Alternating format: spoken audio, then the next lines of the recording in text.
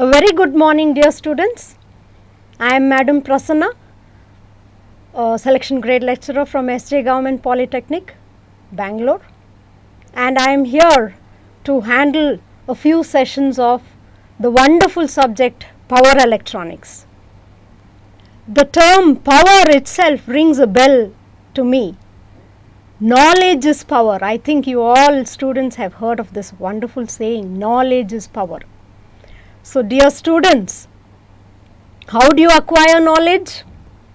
You can acquire knowledge by reading and by listening. So today in this session, I request all my students to listen empathetically, that is, to listen actively, to understand and to analyze what is being taught in this particular chapter, that is power semiconductor devices. The previous session, my teammate Mr. Ravi had covered two of the power semiconductor devices, namely the power diodes and the silicon controlled rectifier. So in today's class, I am going to deal with three more power semiconductor devices, and the first slide is going to show you what are the topics I am going to cover in today's class. So you all could make out, dear students, that the first device which I am going to talk about today is the TRIAC, and TRIAC I am going to cover operation and the VI characteristics of the TRIAC.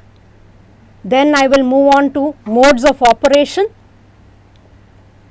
and preferred modes, and then the applications of the TRIAC. Later on I will move over to the next device for today, that is DIAC, and I will talk about the operation and VI characteristics of the DIAC and its applications, and finally I move on to BJT, that is bipolar junction transistors, and I will be talking about the NPN transistor as a switch and some switching applications of the transistors. So let us move on to the next slide, which is going to tell me about the TRIAC. Dear students, you can all see that TRIAC here I have written in the first point is a bidirectional triode thyristor. So the terminology bidirectional means the TRIAC can conduct in both directions of an AC, both positive as well as negative. And triode here means, tri means it has three terminals, and thyristor, as you all are aware of, TRIAC is a part of a big family of thyristors, that is their characteristics are going to have a combination of thyratron as well as transistor characteristics. The next point clearly indicates that the word is derived from the letters triode and AC. TRI from the triode and AC put together gives me TRIAC, which is the TRIAC. So a semiconductor device working on AC. So that is very clearly known now. And the next point of course tells once again that it can conduct in both directions. And almost all the thyristor families will have four layers, four semiconductor layers, sandwiched PNPN layers, I will be showing in the next few slides, and TRIAC has three terminals. Now the last point is something which you students have to note, that the TRIAC is equivalent to two SCRs connected in anti-parallel. Now let me tell you what this means. The next slide is clearly going to tell me what this anti-parallel means. Now you could make out in this circuit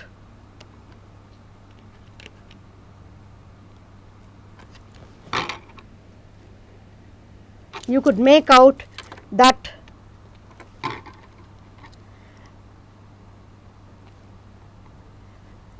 the anode of one cathode of one SCR is connected to the cathode of the other SCR. In parallel connection, it is actually anode of an SCR connected to the anode, but in this case I am connecting anode of the SCR to the cathode of the other SCR, and similarly the anode of the second SCR to the cathode of the first SCR. So that means anti-parallel connection. And much more, if you could see in the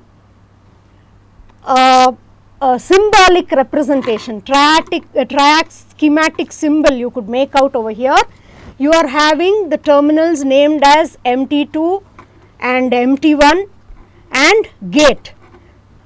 Unlike the SCR is having terminals named as anode and cathode because it is unidirectional. But since the triac is bidirectional, I am not going to give the terminologies of anode and cathode. Instead, I will be giving the terminologies of main terminal 2 and main terminal 1, wherein that main denotes that it is going to carry the main current. The load is going to be connected across these two terminals. And one more thing is the anti-parallel connection, if you could make out in the equivalent circuit, when I make MT2 positive, then this SCR becomes forward biased, and when I make MT2 negative, the other SCR is going to be forward biased. Okay? So that is why in an AC, during positive half one SCR will conduct and trigger, and during the negative half another SCR will conduct and trigger, and that is why our the triac is able to conduct in both directions. The next slide is going to show me the layer diagram. So dear students, I have shown the 2D layer diagram, I have not shown the 3-dimensional. So you should not worry why there are so many layers. Actually speaking, it is having only 4 main layers, P, N and P and N. You could make out 4 layers, and the layer, the gate terminal as well as the MT1 terminal are close to each other, and the MT2 terminal is connected on the other side. So the current conduction will take place between MT1 and MT2 layers, between P and N layers which are in between those 2 terminals. Okay, so that is what I have written. It has 3 terminals, that is MT1, MT2 and gate is near the MT1 terminal. Okay, so once we have come to know about the layer diagram of the triac, now we should know how electron flow or how current flow is going to take place in the triac. So the next diagram or the next slide which I am going to show is going to tell about the operation of the triac in one of the modes. Okay, so now please see, I have drawn arrows, and the arrow is going to tell me about the current. Okay, now at present in this layer diagram, I have made MT2 terminal positive with respect to MT1. Okay, so MT2 terminal is positive with respect to MT1 terminal, and gate is also positive with respect to MT1. So students, you should note that the reference point in this is MT1. MT1 is going to be common between the input gate and the MT2, which is the output, which is going to be connected to the load. So, under such condition, when Mt2 is positive with respect to Mt1, please note that Mt2 is positive, the P layer close to Mt2 is also positive, that is P1 is positive. So, P1N1 junction, this junction is forward biased. Okay. So, what do you mean by forward bias? When P type is connected to positive, N type is connected to negative. So, in this case you could make out the P layer, P1 layer connected to Mt2 is forward biased, as a result of which the majority carriers, all the holes will be repelled and they move towards the junction. So, there is a free flow of carriers across this junction. At the same time, Mt1 is negative, so which means to say this N2 layer which is close to Mt1 is also forward biased. So, that means to say the junction P2N2 is also forward biased. So, there is a free flow of electrons and holes across this junction. But when you come across the junction P2 and N1, this junction, it is reverse biased.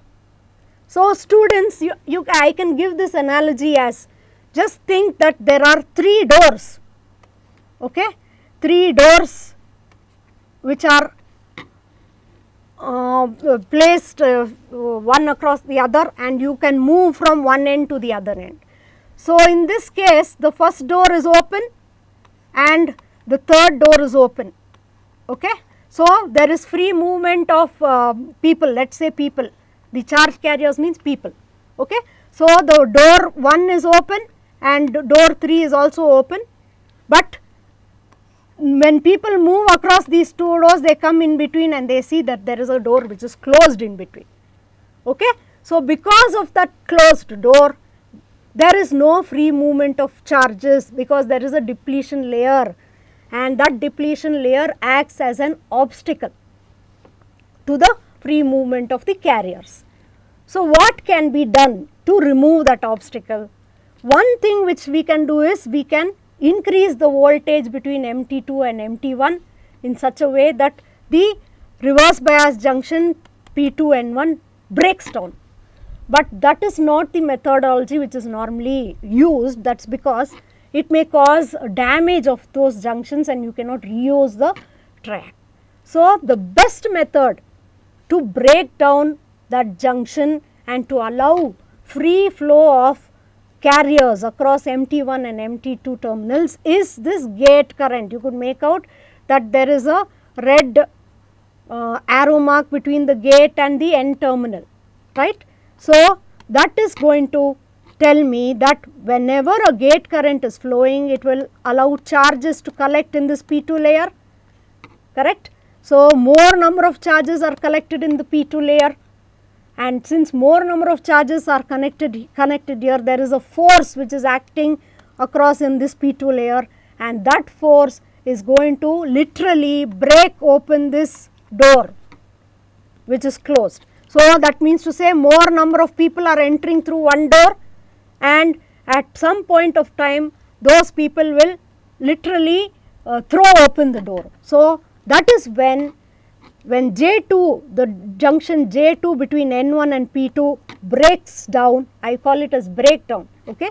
When it breaks down, I have shown this arrow which is telling that there will be a free flow of electrons between Pn and Pn, between Mt2 and Mt1 there is going to be a free flow of electrons. So, students, I hope you understood, this is working in one quadrant, quadrant 1 I have given. So, similarly I am having 3 other quadrants of working which I will be telling in the next few slides. So, this is how the triac, when a gate current is given, will switch to on condition. It starts conducting, it starts making current to flow between the main terminals Mt2 and Mt1. So, the same thing I am going to clearly show you in the characteristics of the triac in the next slide. So, over here I have shown 2 quadrant working, that is quadrant 1 and quadrant 3. So, in quadrant 1 I am making Mt2 positive and gate is also positive in this quadrant, and you could make out initially this is with no gate current. Please see, this characteristic is with no gate signal. So, it is the going to take a long time for it to trigger. There is a huge what do you say, the value of the break over voltage at this line is going to be high. So, normally with the gate current, if I give a gate current, the triac will trigger earlier, somewhere over here or somewhere over here. The higher the gate current, the earlier it goes to its on state. So, over here I have shown that there is an off state where current which is along the y axis, current is very less and voltage is maximum, then it is in the off state. This blue line is very clearly telling that, and once the junction breaks down, I already explained about the breaking down effect. Once it breaks down, there is an immediate rise in current and there is a fall in the voltage. Okay. So, that is what is shown over here. The triac can be either in the off or blocking state or in the on state. So, that means to say there is no in between state.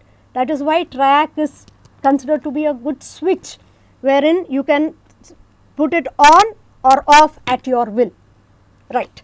And similarly, in the third quadrant I have shown here MT2 is going to be negative and gate current will also be negative, and in a similar fashion the other SCR, which is two SCRs in anti-parallel I had told.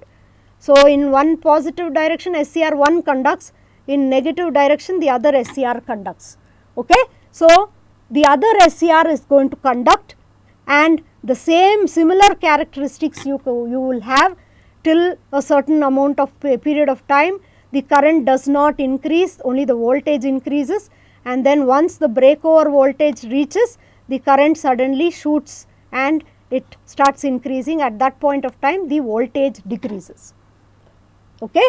So, in this case also, if I give gate currents, the higher the value of gate current, the earlier it triggers.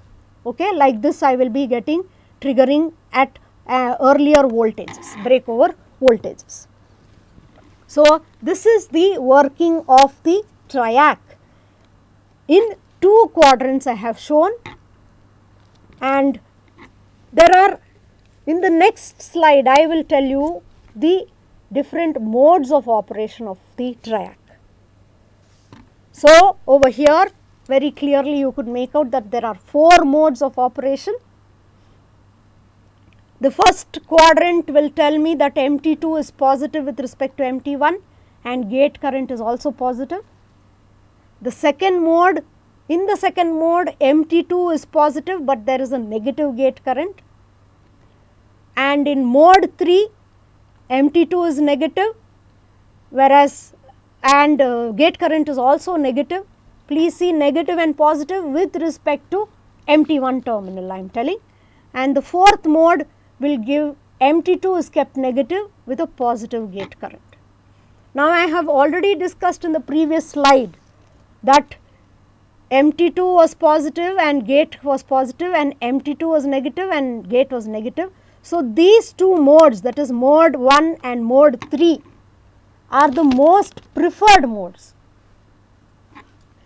In this quadrant picture in the right hand side you could make out quadrant 1, there is a positive gate current, gate pulse, and MT2 is positive, and in quadrant 3 negative gate pulse and MT2 is also negative. Okay. So, these are the most preferred modes of operation. Why?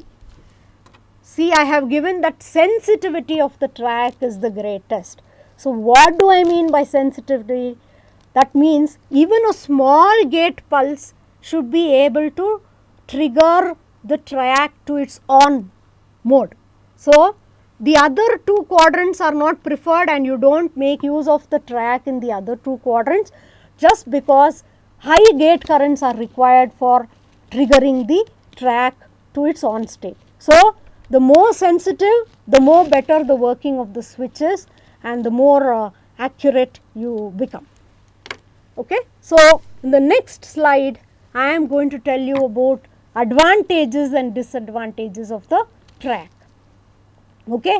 So, advantages with respect to SCR, because already SCR has been covered. So, that is why advantages with respect to SCR. So, definitely the first advantage you all can make out is SCR is unidirectional. It can conduct only when its anode is kept positive with respect to cathode and when it is forward biased, but TRIAC can conduct or can switch both halves of an AC waveform, and definitely a single component can be used for full AC switching. And the last advantage is, that is why it provides the cost advantages, because we can use a single TRIAC instead of using 2 SCRs. SCRs also can be used to work in AC, but then you have to make use of 2 SCRs, and it provides cost advantages because of that, and it is easy to use. Now, if you see that the disadvantages, the TRIAC main disadvantage in the characteristics, VI characteristics of the TRIAC, it tells that it does not fire symmetrically on both sides of the waveform. That is, the breakdown voltage, breakover voltage in the first quadrant and the third quadrant is different. So, it is not symmetrical, and because of this non-symmetrical switching, you have high levels of harmonics. What do you mean by harmonics? Harmonics means noise signals or unwanted signals. So, because of those unwanted signals, the next point clearly tells that it is more susceptible to EMI, electromagnetic interference. Okay, this may cause problems whenever you connect the TRIAC in some big circuit, in some big system, wherein it has to switch on and off at particular instance of time, and because of this electromagnetic interference and non-symmetrical switching, it may cause problems. And the last point, you should all note that care must be taken to ensure that the TRIAC turns off fully when used in inductive loads. Please see, inductive loads I have very clearly indicated. What do you mean by inductive? See, when problem is when the TRIAC is switched on, I can remove the gate signal and it still remains in the on condition. So, then what can I do is, how do I switch off the TRIAC is, I have to reduce the current flowing through the main terminals MT1 and MT2 below a certain level known as the holding current. Okay, that later on in later on classes we can deal with. So, that is why if it is not turned off fully, then there is a problem of an arc or a spark. So, there may be a problem of what do you say, damage to the personnel who is working, or damage to the equipment which is there close to it. So, these are the advantages and disadvantages of the TRIACs. The next few slides is going to give you wonderful applications of the TRIAC. It has innumerable applications. So, you could make out, dear students, that I have shown you pictures. I have shown you pictures of the devices, residential appliances very clearly I have seen. Now, see, the TRIAC is such a wonderful device that controlling the amount of current, or triggering it at whichever time I want in the part of the AC is possible. I can trigger it at any point. I need not trigger it when it is passing through at 0. So, I can trigger it whenever I want by giving a gate signal, and then once it is triggered, it becomes on. So, the percentage of current flowing through the main terminals also can be controlled, and the load which is connected to these main terminals, you can control the current flowing through the load.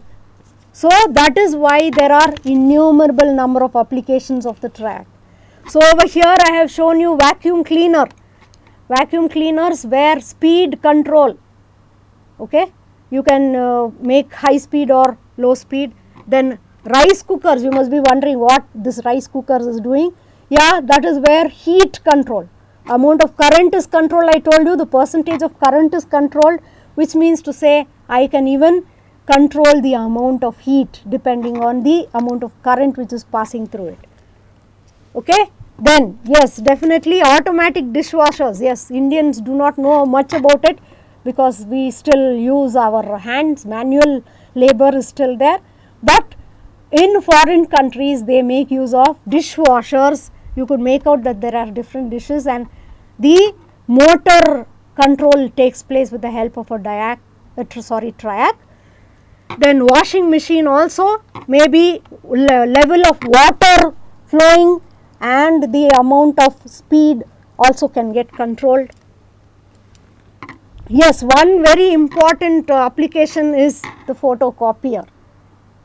Okay, photocopier, you call it as Xerox, actually we make use of the wrong terminologies. Please give a Xerox, we say, actually we should say please give a photocopy.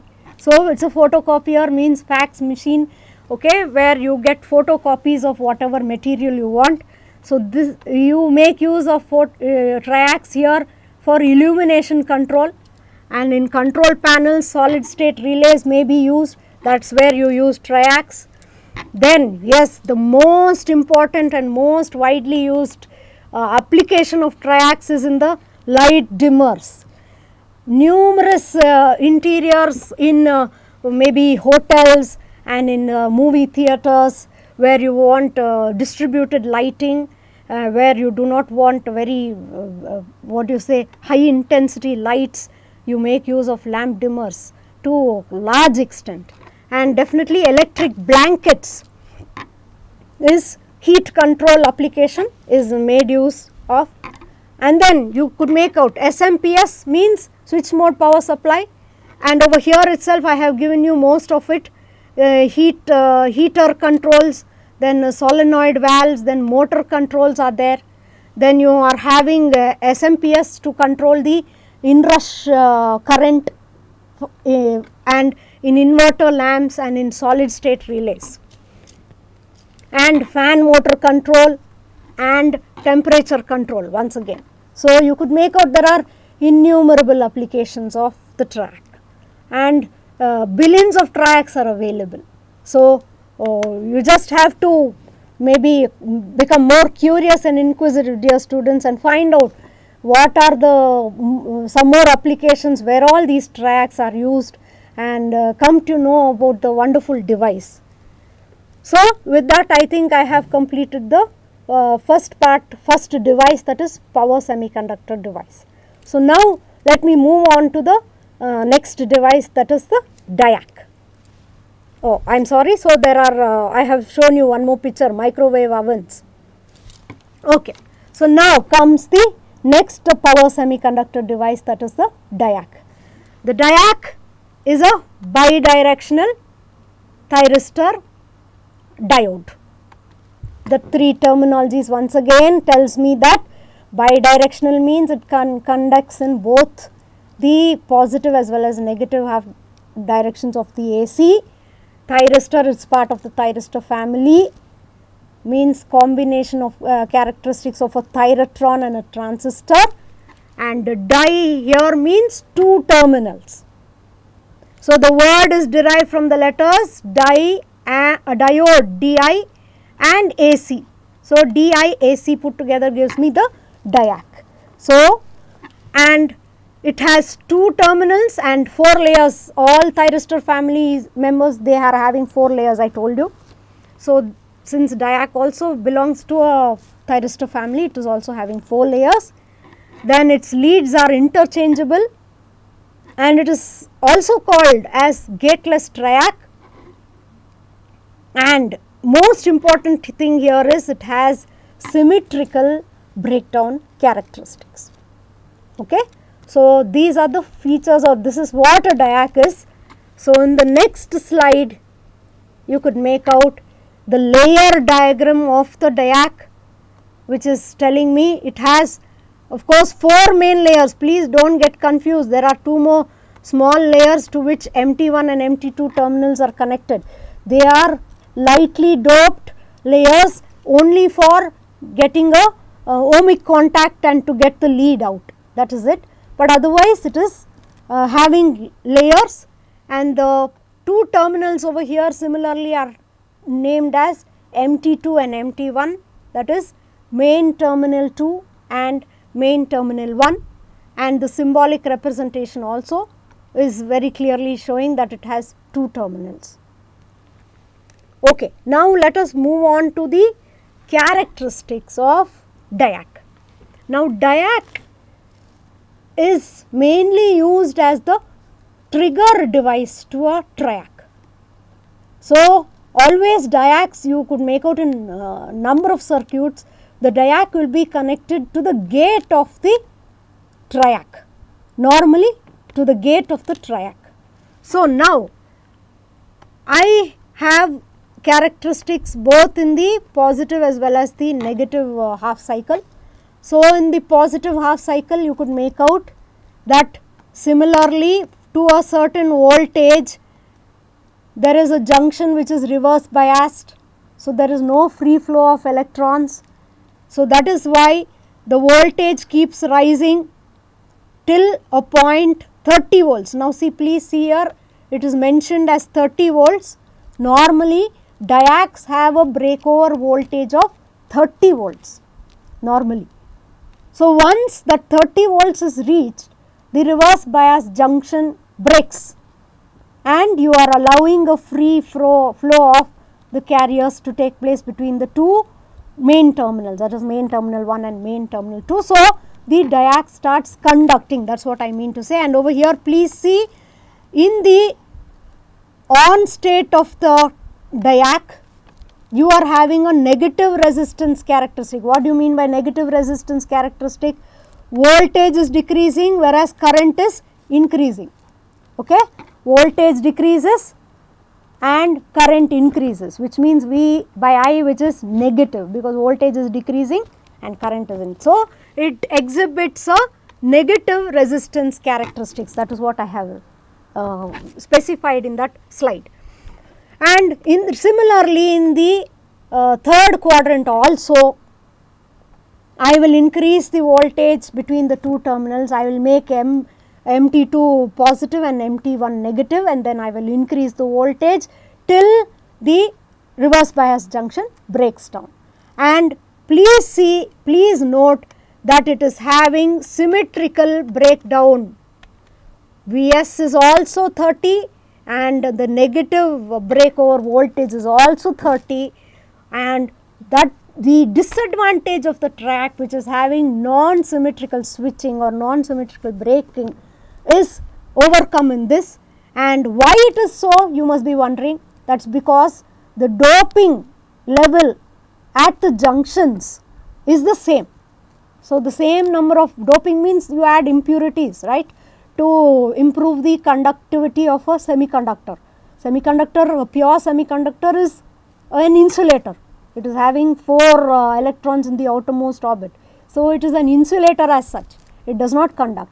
So if I add a small amount of impurity in the form of trivalent or pentavalent, I will be getting p-type or n-type semiconductors. So the amount addition of impurity is called doping. So now I have told you doping. So doping means addition of impurities, and I add the same amount of impurity across both the junctions. So that is why the symmetrical characteristics is there for the DIAC. Okay. So and already I have told you that the main application of a DIAC is to be triggering the TRIAC. So commercially available DIAC TRIAC pairs are there. So in the market, if you go and ask, they will say there is a DIAC TRIAC pair. So you could definitely make out. So the next slides, few slides, is going to give me the applications of the DIAC. So definitely TRIAC is also a switch, so DIAC is also a switch. Now in this case I have termed it as a solid state switch, so which is much better, which is having much accuracy, which is lighter, and which can be used remote controls, and you need not manually go switch on and switch off. So numerous applications make use microprocessor control or microcontroller circuits, or in telecommunication fields you make use of solid state switches. Then you are having definitely temperature control over here. I have shown very clearly. I told you students, diac is connected to the gate of the triac. Okay. So, this is for temperature control of a soldering iron. Then you are having speed motor controls. As I already told you, triac is a very good control equipment. So, that is why, since diac is used with along with the triac, you have even speed controls, you have universal motor speed control, you have, over here you could make out infrared remote control, where you sit in front of the TV at a distance and you change the channels. You are using the remote control, and then you do not see the red rays, infrared rays, because they are invisible. So, you can make use of the diac in such a circuit also, I have shown here. Then you are having a voltage charging, high voltage charging, and definitely lamp dimmers are also very useful application of the diac. So, next let us move on to the next important semiconductor device, that is the bipolar junction transistor. So, over here I have drawn the NPN transistor, because I am going to cover NPN transistor as a switch. So, that is why I have shown the symbolic representation of an NPN transistor and the layer, the 3 layers NPN. Okay. And the 3 terminals, I think you are all aware of, you have already gone through these portions. You are having a collector, a large area to collect the current. You are having a very narrow lightly doped base, which is sandwiched between the collector and the emitter, and you are having a heavily doped emitter which is having lot of electrons, because that is going to emit electrons and form a part of emitter current. Okay. And the term bipolar over here notes that the current flow is due to movement of both holes as well as electrons. So, both the what do you say, holes and electrons form the movement of current. Okay. So, in the next slide, a very important slide, students, because I have shown only the output characteristics. What I mean by output characteristics is IC is drawn along the y axis and VCE is drawn along the x axis. Okay. And I am talking about NPN transistor as a switch, which means I want the transistor to work either in the saturation region or I want the transistor to work in the cutoff region. I do not want the transistor to work in the active region, please see. So, what does that mean? Now, let me tell you, saturation region, the initial portion you could make out over here.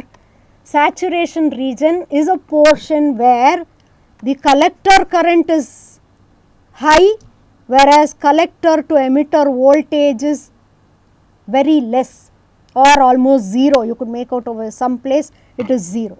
So, a state where collector current is limited only by the load resistance VCC by RL, I have written over here, and VCE is 0, that is called as saturation. And the other region you could make out, when I do not give a base current is 0, then the transistor is in cutoff. It is equivalent to a closed switch. It is equivalent to an open switch. So, it is off. So, there is no collector current which is going to flow. So, during that condition, please see over here I have noted VC is equal to VCC, but the voltage across the collector and emitter terminals is maximum and collector current is 0. So, that is why I have shown you these output characteristics. Now, you must be wondering what this active region is all about. See, active region you could make out that the collector current also is changing with the voltage. Voltage is also increasing and current is also changing. So, that is not the characteristic of a switch. And in active region, I am going to make use of transistor as amplifiers. So, students, I do not want you to know about the active region operation. I want you to keep in mind that I am going to switch the transistor from saturation to cutoff or cutoff to saturation. Okay. So, the next slide will give you a better idea of what I mean by switch is open and off and switch is closed and on, and what do you mean by cutoff and what do you mean by saturation. So, very clearly over here I made out in the first diagram that my input is 0, that means I do not give a base current. When I do not give a base current, then there is no flow of current, this transistor seems to be open, there is no flow of collector current. So, that is why at that instant of time my output voltage, see always voltage across the open switch is maximum and current flowing through the open switch is 0. Okay. So, that is why at that condition transistor is cut off and switch is open or off.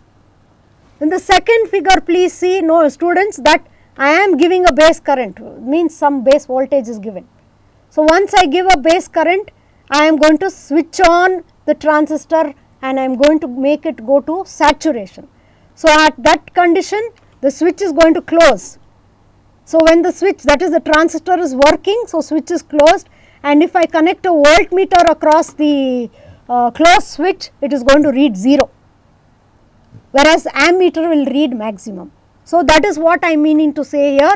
If I connect a voltmeter across the closed switch, it is going to, it is a short, so it is going to read 0 volts. So, this is the what do you say logic behind an open switch and a closed switch, or transistor being in cutoff or transistor being in saturation. Okay. So, with those basics of switching a transistor from off to saturation, let us move on to the next very important slide, which is going to give me the NPN transistor as a switch, the circuit diagram and the various waveforms. Okay. So, over here you could make out in the circuit VB is a pulse, it is a positive trigger pulse. So, I can make it on, I can give a pulse or I need not give a pulse. So, when I give a pulse, it is going to go to saturation, when I do not give a pulse, it should go to cutoff. That is what I am meaning to say. So, that is the operation of the transistor as a switch. I have drawn the circuit diagram over here. So, you are having a base resistor to limit the base current, you are having a collector resistor to limit, then you are connected the supply voltage VCC over here, and you could make out that collector is positive. So, which means to say you are reverse biasing the collector to emitter terminal. Okay. Now, in the graph, please see I have drawn 4 graphs, nothing to worry, it is very simple to understand, easy to analyze, provided you know what cutoff means and what saturation means, or what switching on the transistor means. So, the first figure is giving me the input voltage, that is VBE, and the second is giving me the input base current. So, both those waveforms you could make out are similar, they are the same, both of them are high and both of them are low at the same instant. So, very easy to draw it, right. So, high to give base current and to switch on the transistor, and low or 0 to switch off the transistor, that is what it is meaning. Okay. Now, if you take a look at the waveform of IC and VCE, please see, the moment I give a base current, I should see that there is a maximum current flowing through the collector. But dear students, please see, it takes some time for the collector current to move from the leakage current stage. ICEO is the leakage current. Okay. So, it is going to take some time. So, that time is called delay time. Time for the capacitances, it is a there is a capacitive effect between these input collector base and emitter. So, because of those capacitances, instantaneous rise in current is not there. So, after some delay it starts rising slowly, that is also because of the input capacitance. So, TD plus TR gives me the on time, and as long as the base current is high, it remains on. So, at this period of time the transistor is switched on. Then once I decrease the base current, please see it will not, the collector current will not decrease immediately because of the capacitive effect. It takes some time, storage time it is called, and then it takes some time to fall also, that is called fall time. Okay. So, and the IC and VCE graph, they are invert of each other. So, when current is high, voltage is low, when current is low, voltage is high. So, when voltage is high, it is in the off, when voltage is low, it is in the on condition. So, this is what I have talked about the transistor as a switch. So, you may please note down that transistor moves from off condition to on condition. That is the switching action which actually takes place, and this is the slide which is giving me the same. So, moving on to applications of transistors, switching applications, switch mode power supplies, which is having a very low power consumption, low power dissipation, okay, and innumerable number of applications you use SMPS computers or in telecommunication field or in vehicles and in space and radar. DC to DC converters, converting the voltage level of from one level to another in your cellular phones, in laptops, then solenoids, in automobiles especially. When you switch on your key, you are giving a small current to the starter solenoid, and then that small current will close heavy contacts and it will operate the motor.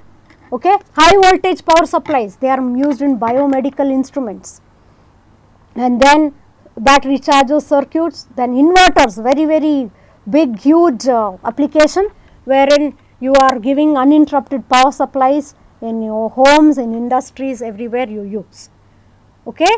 So, probable questions I have already written as per your syllabus. An important question which you have to think over, compare SCR and TRIAC. That is one important question which you have to think over and you have to write. Others are all as per the syllabus, and the probable questions, what is the diac, symbol, layer diagram, VI characteristics, operation of NPN transistor as a switch, you better read the circuit and the waveforms, how it switches on and off. So, I just wanted to put one or two slides for you to motivate your inquisitive minds. So, did you know more than 40,000 types of thyristors are available? Did you know that? Anyway, and the efficiency of a standalone unit can be as high as 99%. There are billions of TRIACs in the world, and I told you it is used in lamp dimmer, in stoves, in motor controllers, and even the TRIAC can be used as a push button switch, because once I send a pulse to the gate and I connect the motor to the TRIAC, it keeps running. Okay. And then wonderful over here is about transistors. There are lightning switches, transistors, nanoscale, very small transistors which can switch on and off at an unthinkable rate of over 100 billion times a second. Imagine. And nano transistors, nearly 30 million of them can fit onto the head of a pin. So, dear students, I hope you become more and more curious, because power under electronic devices are wonderful, and the topics which I have covered in today's class I am again repeating: TRIAC, DIAC and NPN transistor as a switch. So, dear students, happy reading, happy listening, keep smiling and have a good day. Thank you.